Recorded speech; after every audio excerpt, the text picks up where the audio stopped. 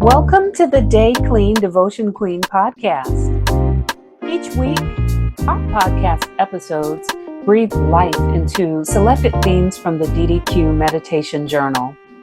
Hosted by our founder, Najma Thomas, we engage in heartfelt discussions with a diverse roster of inspirational Queen sisters. We explore their unique perspectives, uncover the wisdoms shaped by their journeys, and celebrate the trials and victories along the way. Together, we are creating a womanifestation space where conversation meets examination and sparks transformation. Hey QueenSiS. This is Najma coming to you with a solo episode of the Dayclean Devotion Queen Podcast. Before we step into our next season of this podcast, I want us to take a moment and look back, because what we experienced during our Conversion Conversations series season was not just a series of interviews. It was a remarkable, beautiful pattern being revealed.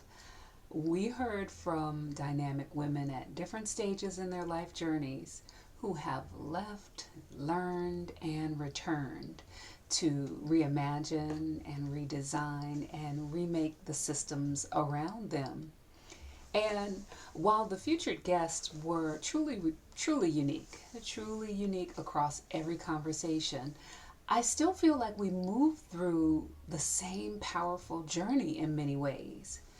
Now, I had the pleasure of facilitating, of course, and then re-listening to each conversation so I could pull clips and quotes for our DDQmmunity. And the blueprint was so clear as I was looking through and listening through all of these episodes. Once I saw it, I could not unsee it. And I had to take some time to really acknowledge the power of this pattern. So in this recap episode, I'm going to revisit each of the Conversion Conversation special featured guests, so we can intentionally honor the wisdom that was shared during each episode. So first up, we kicked off with my dear friend and confidant, the one and only Jill C. Coleman, recently retired leader in the philanthropic sector. And Jill helped us think deeply about what it means to live a full life of professional service, top of your game, and then redefine yourself beyond it. Now, Jill reminded us that identity is not static. It evolves, it softens, it expands, and it reprioritizes. Now, two big takeaways for me from Jill's episode. I'm going to share a clip. The first is Black Girl Magic is being remixed. Black Girl Magic is being remixed.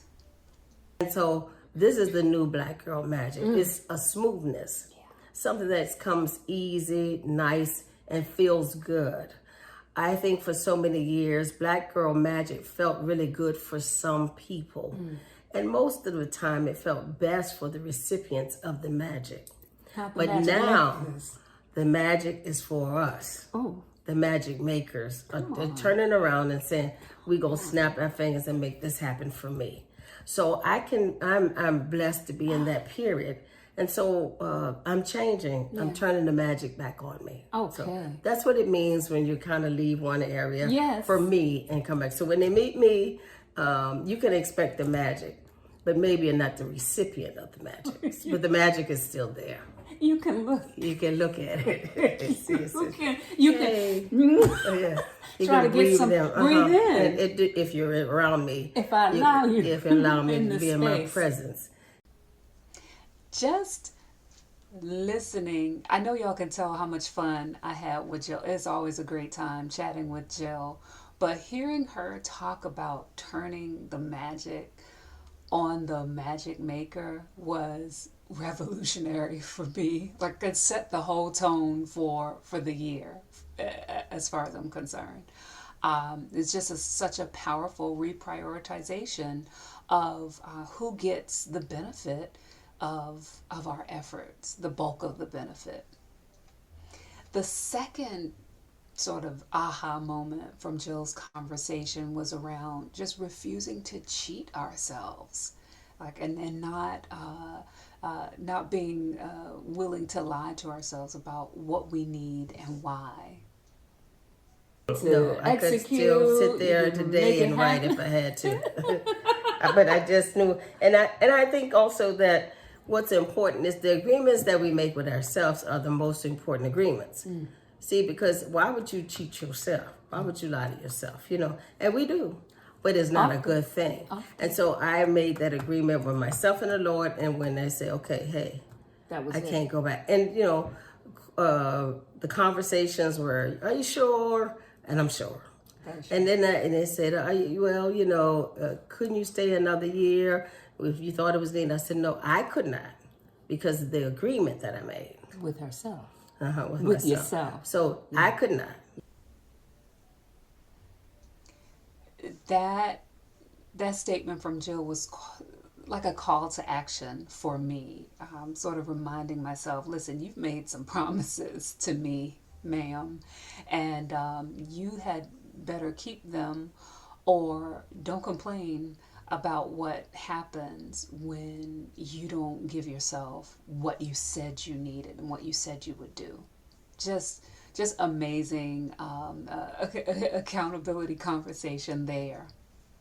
So next we heard from Keisha Rainey, an agriculture consultant and strategist who really understands what it means to move between multiple professional and community spaces and still remain rooted in your own values.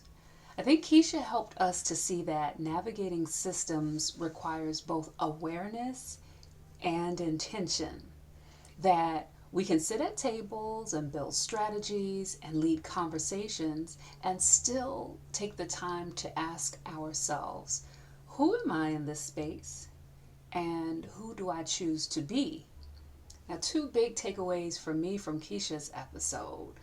The first was it feels like yes. Like when the work is right, you can feel it. What I was praying for and how it would turn out.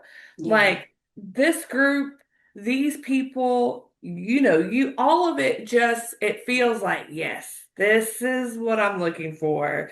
I never Oh, it feels like yes. Yeah, I love it feels like that. yes. It I just feels love like that.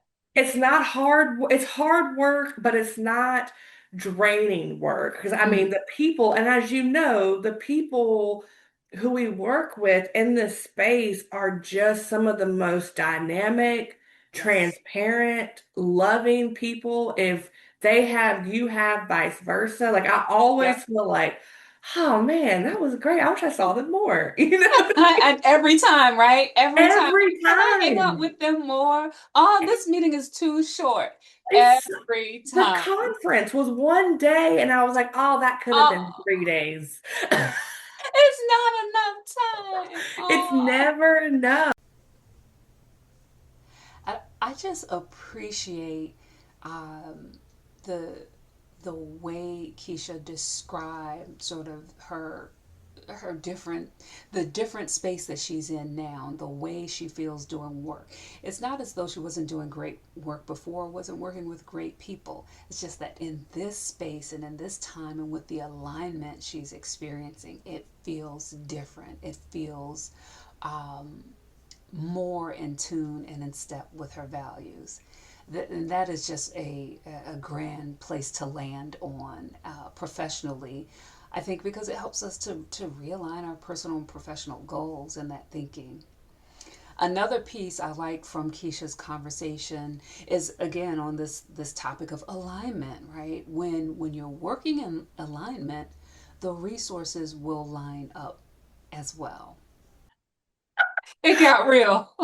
And when that September 13th date hit of my last day of work, I took the weekend to just celebrate because it was happening. And then Monday was like, this is it. Like, you're on your own. And not a month later, I was getting a call to be the vice president of the coalition. I was getting a call to do a speaking engagement in Boston. I was getting these calls left and right, and I was like, what is happening? So much so that I couldn't keep up. Like, I was keeping up. I was figuring it out. But I was like, I cannot believe this is the first year. And that I feel like is what is just most motivates me each day. Like that first year was the benchmark to say, like, you can do it because you are backed by awesome people. Yeah. People feel like they need your service. People are paying, thank you God. Yes, I'm that sustained. part. And so yeah, I cannot believe it's been a year. So it can't be an easy thing, right? It's big risk to step out on, the faith that, hey, you've got something that you can present for compensation outside of, the traditional employment model, that consulting is going to work. But Keisha just said it so beautifully that the pieces fall into place, that the work is there and the resources are there, and it's so affirming and encouraging to witness her story at this time. We also sat down with Alana Jenkins Marshall, discussing her journey in the education space and what it means to build something different and liberating for the next generation. She reminded us that learning requires vulnerability and love. Love that is softness, yes, and love that is structure, truth, and care in action. I learned so much from Alana's reflections on how her educational leadership approach evolved as she welcomed motherhood and the courage it takes to create a learning community that respects culture on purpose. I just love how she described, the community that is growing and developing around her son in action. It was so beautiful. But one of the most powerful portions from our conversation for me is when she described the valleys and the highs on her journey. And she talked about her line in the sand when it comes to systems and her peace. Right? Especially when you're building something new. Every single second, every phone call, everything matters so much. And I am sitting in a piece of very high, very high victories and very low valleys, right? Mm, And knowing that it's gonna be okay, right? yeah. And there's just a level of peace that comes with that, right? And you're also meeting somebody who has a fight, but also can see how the systems are working so hard to wear us down. And I'm not letting the systems interact with the peace, Mm, right? And so it's just kind of knowing that those two things exist in this moment, and that's okay. yeah. And so kind of that's the person who you're meeting right now. It is a delight to meet you. And I'm going to reach out and touch some of that energy of not letting the system interact with my peace. Like you Hmm. can't, thou shalt not cross. No, you You cannot can't cross, come. You right? It is. cannot cross. Thou shalt not cross this line in this sand right here. Systems are going to system and they can go ahead and do what they're going to do. But my peace is my peace and they can't have it. That was just so beautifully put. So then we shared a deeply honest and powerful conversation with attorney Ajua Hawkins. So my favorite counselor gave language to something that I'm sure many of us feel but don't always say out loud. That the journey towards becoming integrated, like fully yourself in every space, you occupy is a tough journey, and it's an ongoing journey. You know, Counselor Hawkins talked about returning home, about redefining purpose, and about using her voice publicly to demystify the law and advocate for justice. But what stood out most for me from Attorney Hawkins' episode was, first of all, just this unexpected affirmation about planning. Y'all know, if you've been listening or watching this podcast for a while, you know that I love planning. And in the conversation with Attorney Hawkins, you know, she talked about planning and how can you be successful without planning. And it's just so reaffirming to know that, yeah, you can plan for the life that you want and desire. These are your people. We are people, because for a planner, Yes, I'll sit there I and love just it. listen. I feel so together I when I know. know what I'm supposed to do. and what I'm Yes. not. And that's how Brilliant. you're successful. Because how are you going to get things done? How are you going to get to your goal if you don't plan every day? It's all the little steps. So if you don't do it, Did you y'all know, hear? It's all the little steps. That's the thing. It's not the big thing. It's never it the can big be. thing. Yeah. So I am in a really great company, grand company, with my penchant for planning. Thank you very much. But there was another piece from Attorney Hawkins' conversation that I really want to remind myself of, and remind you, listeners, of. Like, we get to give ourselves grace every day. Clean, QueenSiS. Like, every day, the day is clean. We got a clean offering. We have a whole new set of grace that we get to give ourselves. I do feel that I know I've been through a lot, and I want other people not to feel alone in what they're going through. And they might look at me and say, oh, well, she's dressed nicely, or she has degrees, or she seems to have it all together. And I'm like, I'm just as clueless too. Like, I'm trying to figure out life just like everyone else. So you shouldn't beat yourself up about it. And I feel like, especially in our community, there is a lot of shame. Yes. I feel like it's huge. And we Secrecy. yes, and we project that onto, you know, our loved ones, our children, and that, first of all, doesn't feel good for your child. And how are you going to develop into your full self if you have a lot of shame projected onto you? So I think that's I didn't even think about that before, but I think that's what it really does for me. Is it helps me to get rid of that feeling of shame, because there's nothing to be ashamed about our choices. Like, we're doing the best that we can with the knowledge that we have at the time. Say it again, counselor. Yes, we're doing the best that we can with the knowledge that we have at the time. And you have to forgive yourself and give yourself grace, and just keep on with that morning routine, like doing the same thing over and over again to get to your goals, and don't worry about that, you know. Just, you got to let that go.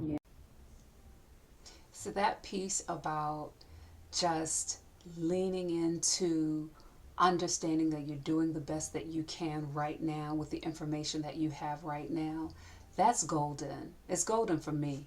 And there's a bonus. Like, ever since I did this episode with Attorney Hawkins, I have been tracking my expenses in a daily ledger. Like, she talked about planning. She talked about every morning checking each one of her accounts and writing down everything that she spends throughout the day.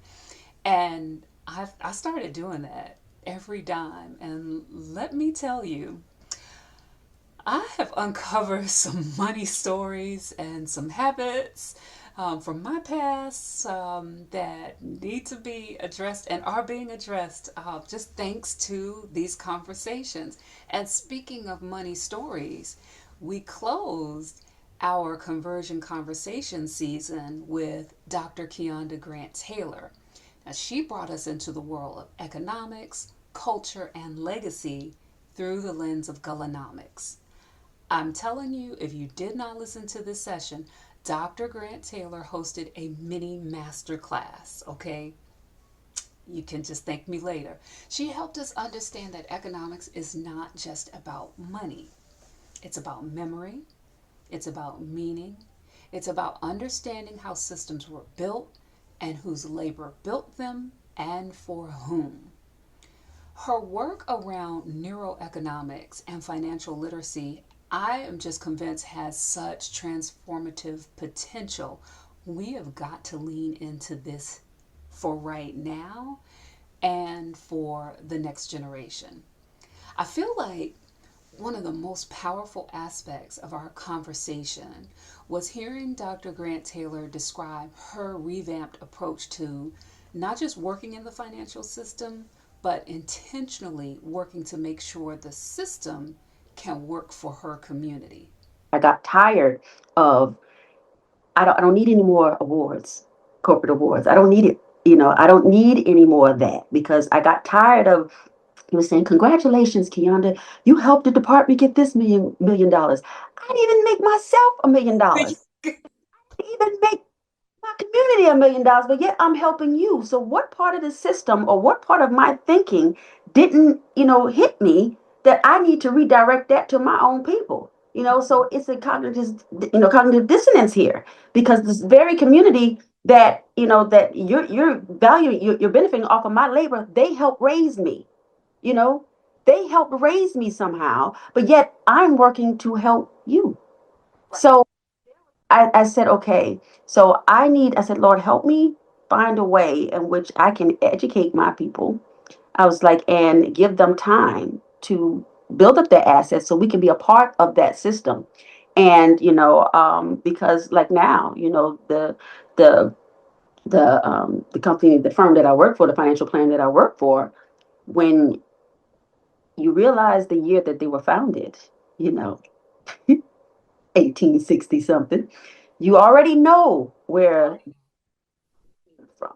You already know where the compounded interest, the reason why you're able to pay dividends every year, the reason why you're the number 4 firm in the United States, you know why they are able to stay there, because you know where that money was from, and you know the systems that were put in place to allow you to stay number 4, within the top 5, but you weren't targeting the very people that were the assets, the underlying assets that allowed you to stay in that place. So the cognitive dissonance was there, and I have no problem with letting them know now. I knew I grew because I have no problem with educating you why you are there. So don't ask me to go talk to my people and bring them here, but you won't give them time to, develop. You don't, or saying that, Kianda, well, if that industry isn't going a little faster, why don't you look outside? No, no, no, no, no. I'm not there anymore. Okay.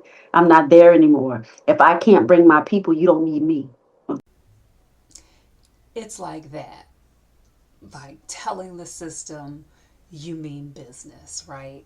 I don't think you can ask for anything more when it comes to how you're going to decide to engage with these systems and how we can flip the script and make them work for us. So that was Conversion Conversations. Now, stepping back and just listening to that brief summary of all of these conversations together, I know you can see a powerful pattern. Each of our featured guests were women who did not just succeed within systems. They studied them, they questioned them, they made bold changes, and then cultivated the power to transform them, themselves and systems. And that is at the heart of the DDQ ethos. We are not just surviving, QueenSiS. We are not just achieving. We are living with intention and making space for deep reflection and awareness. We are speaking with clarity and we are building with purpose for an abundant life of our own defining. That's what we're doing. And now we get ready to arrive again, because after conversion comes something new, and we are stepping into a new season of emergence. This is the season where new ideas take full shape and new life is in full bloom. If conversion was about transformation, then emergence is about becoming wholly visible in that transformation. So, if you missed any of the conversion conversations, I cordially invite you to go back, listen, sit with them over the coming days and weeks. I think each one of them holds more than just a few gems that I've covered, and probably a few truths that might meet you exactly where you are and help you get to where you want to go. So as we move into this next season, I encourage you to ask yourself, what is emerging in me right now? I'm taking a break for a few weeks, and then the Dayclean Devotion Queen Podcast will be back for emergence. Engaged, empowered, encouraged, and energized for what's next. I want to thank you so much for continuing to rock with this project. I want to send you all the good energy you need for the time you're in right now, QueenSiS, and hope that you're taking good care of yourself, and continue to share this podcast with your network. Remember, sharing is caring. I didn't forget. Take good care and be well. Until next time.